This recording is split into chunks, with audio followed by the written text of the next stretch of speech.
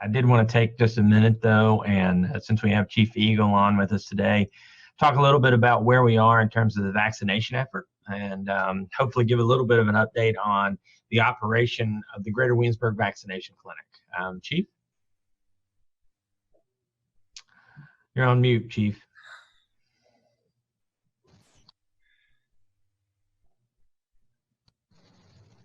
Can you hear me now? You can. Good afternoon, everyone. I'm pleased to announce that our Greater Williamsburg vaccination clinic at the Colonial Williamsburg Visitor Center has vaccinated nearly 3,500 people since we started. This clinic is really through a lot of hard work through Mr. Trivet and his relationship with Cliff Fleet and working with them to allow us to operate a clinic there. Our largest day thus far has been 1,150 people. We have recently expanded the capability of the clinic to allow us to do up to 3,500 people a day, or up to 3,000 people a day, provided we have the vaccine and the vaccinators to do so. So we've expanded it to give us the best options moving forward. All of that is dependent currently on the availability of vaccine.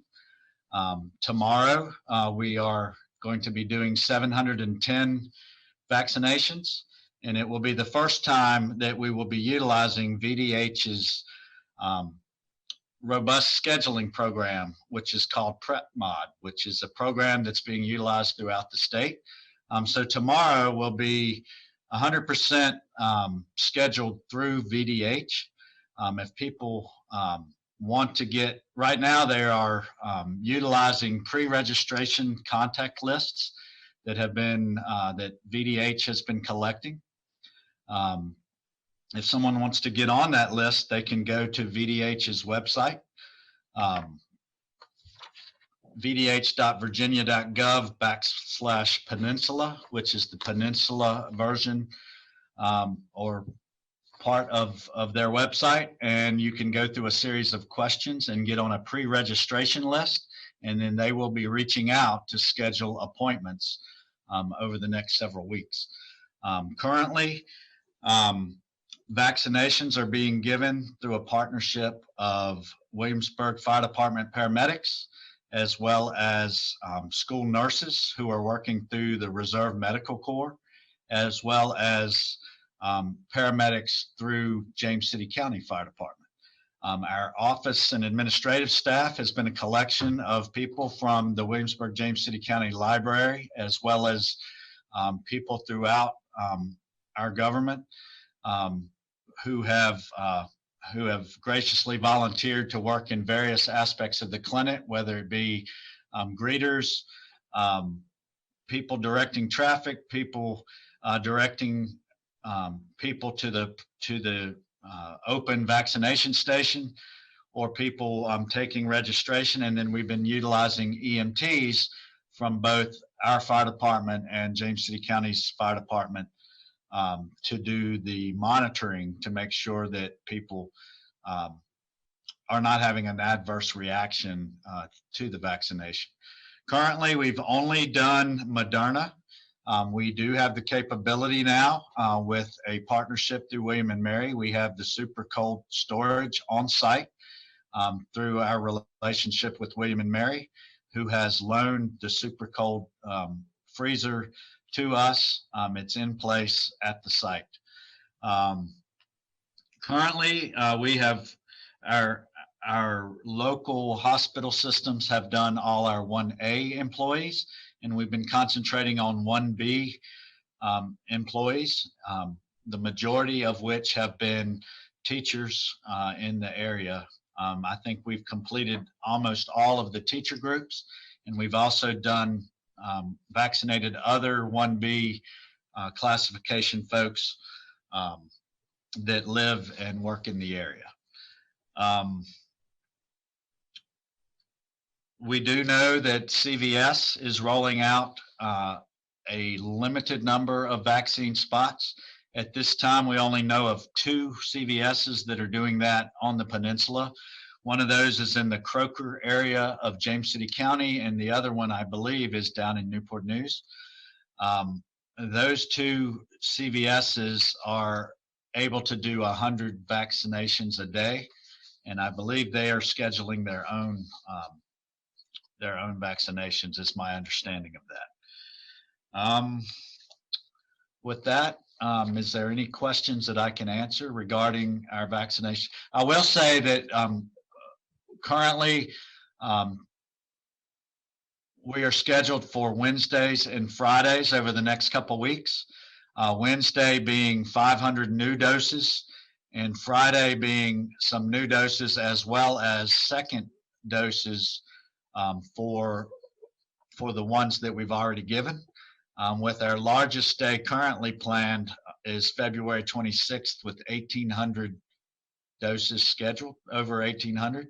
And currently, it's by appointment, and it's everything from now moving forward will be scheduled by VDH through their pre-registration that they have available on their website. Any questions that I may answer? Go ahead, Barb, or Ms. Ramsey. So, Chief Eagle, so when you say that it's through VDH's scheduling system and the registration, any idea how that's being done? Will they sort through for the oldest or locality, or because I don't think you include any like underlying health conditions on registration form.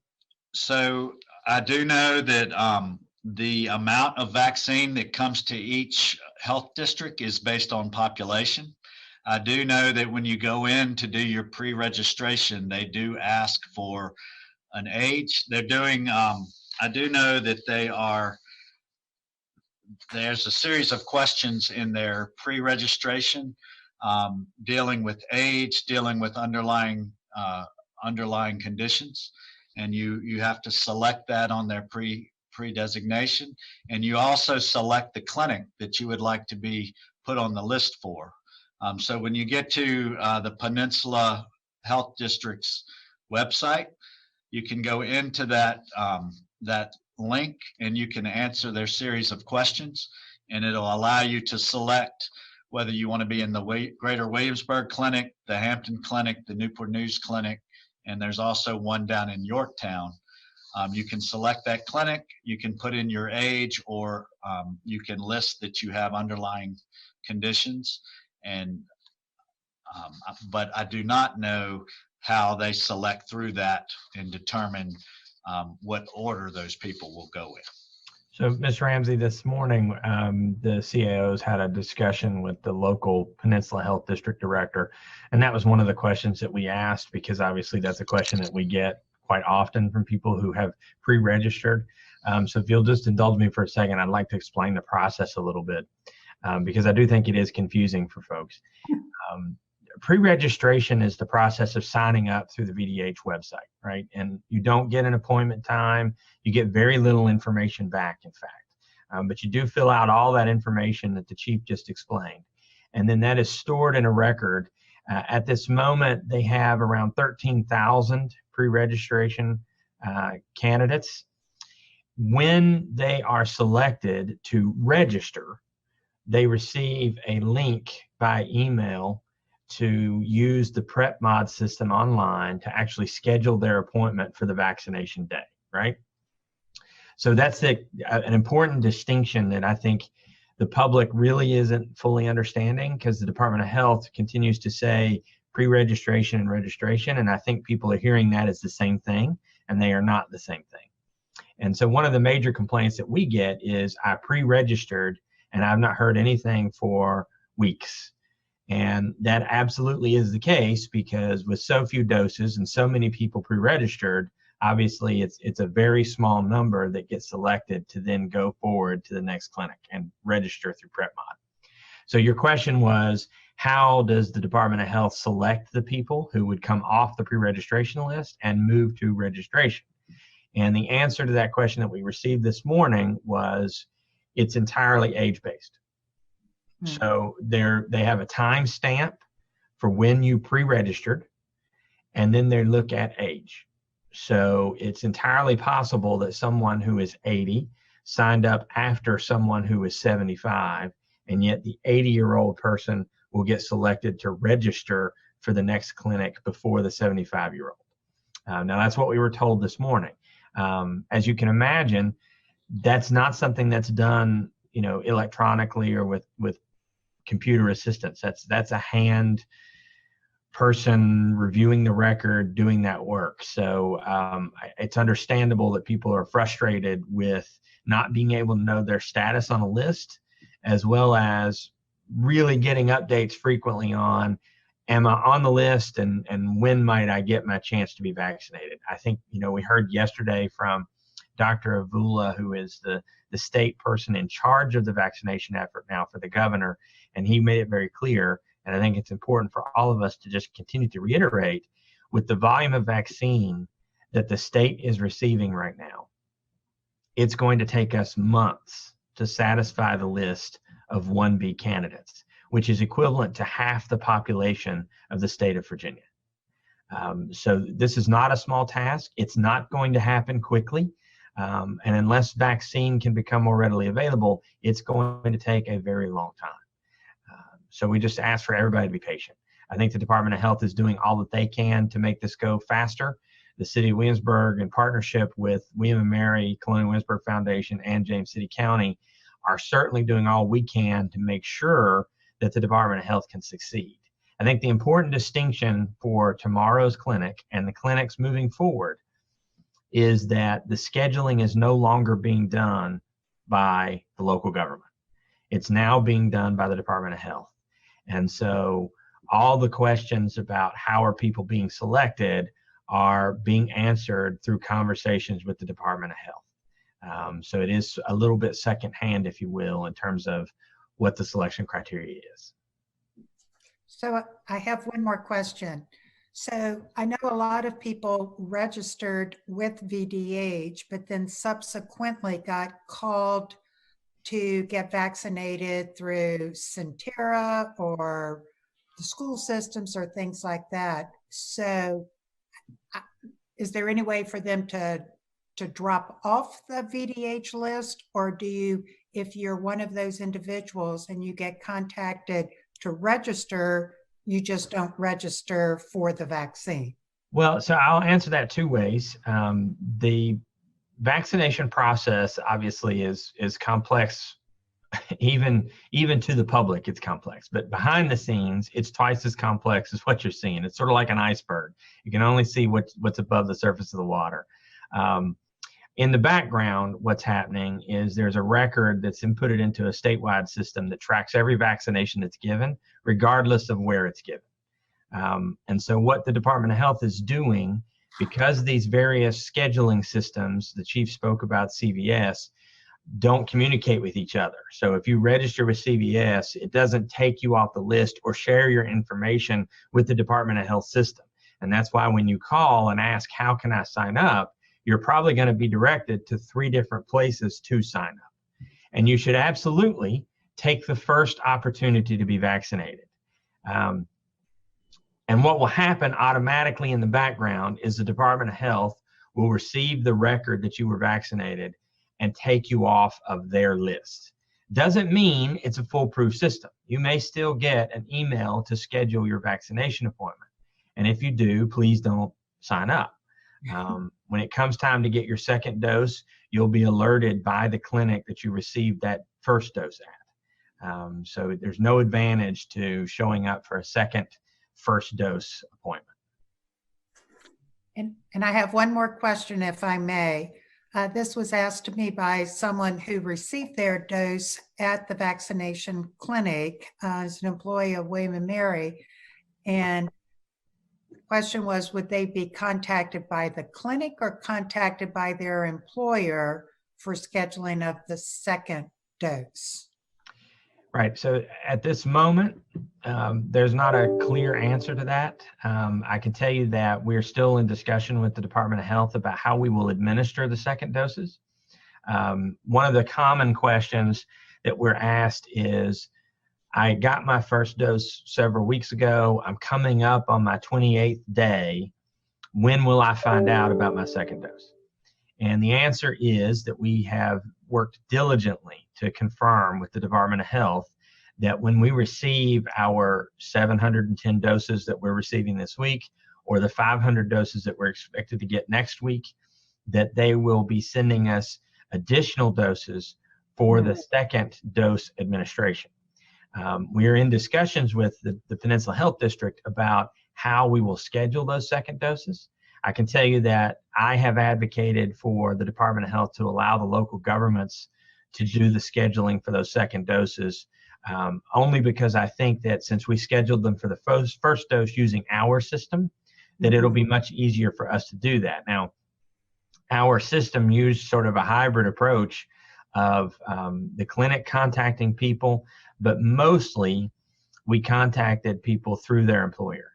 And so we did do a large number of 65 and older William & Mary employees, and those people would likely be contacted through William & Mary again about their second dose appointment.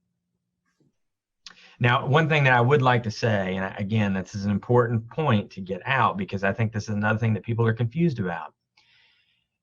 You cannot have your second dose until you're outside that 28-day window from the first dose. That does not mean that you have to have that second dose on the 28th day. So it could take you some time to get scheduled for the second dose, and it will not impact the efficacy of the overall vaccination program. So we don't want people to start to worry if they get within a week of that 28th day and they've not had their appointment scheduled yet. We do think that the people that were scheduled at our clinic will likely get their second dose very close to that 28th day. But I want the public at large to know that as we move further into the vaccination program, second doses may get stretched out a little longer than 28 days, and that's okay. Mr. Maslin? Yeah. Hey, thanks for all the work you're doing. I think most people don't, especially in the public, don't realize all the effort going into this behind the scenes. But two questions. Number one, we know that some people don't have email addresses, and we know that the state is, I guess, increasing the capacity of their call-in center.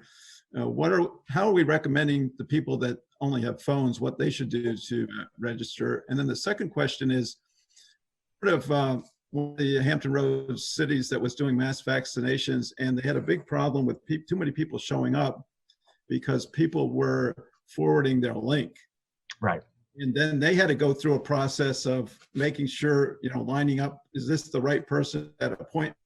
Are you thinking that you're going to have the challenge at the center once it's open to the public?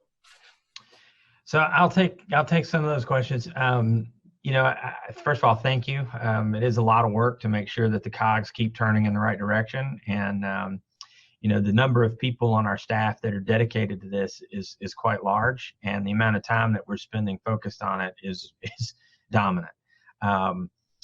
The second part of that was, what do people do that don't have an email address? And that's a great question because the VDH system right now requires you to have an email address. In fact, that's the only way that they have of contacting you at the moment is through email. And so the CAOs of local governments on the peninsula have asked that question. We obviously have populations that either don't have an email address or have limited access to a shared computer, say at the library, where they might miss their appointment notification, particularly given the fact that it comes pretty proximate to your appointment date. The state, I believe, will be announcing within the next week that they are upstaffing their call center. And one of the reasons they're doing that is to handle people calling in to schedule appointments. So I think that will help. The city of Williamsburg, when we kicked off our vaccination clinic, we also recognized that there would be a tremendous volume of people out there that needed to have questions answered, that don't have access to the internet, or simply want to talk to a person. And so we asked if Clinton Williamsburg would loan us not only the visitor center, but also their call center, which they normally handle reservation traffic through. And those personnel have been given an FAQ and standard answers to questions. And it is our plan to secure access for that call center to also make appointments. Now, one of the reasons that that's important to us is because the local governments are uniquely equipped to deal with mass notifications. People who've lived in Williamsburg for a long time are familiar with the Everbridge program, where the velvety tones of Vice Mayor Dent alert you to impending danger. And so I think that, you know, if we get to the point where we're able to make those appointments through the local government systems, we could use Everbridge to alert people that their appointment date is coming up. Have you signed up? Do you need any assistance? So we're really optimistic that we're going to be able to get better access to the Department of Health data so that we can improve the service of this overall program.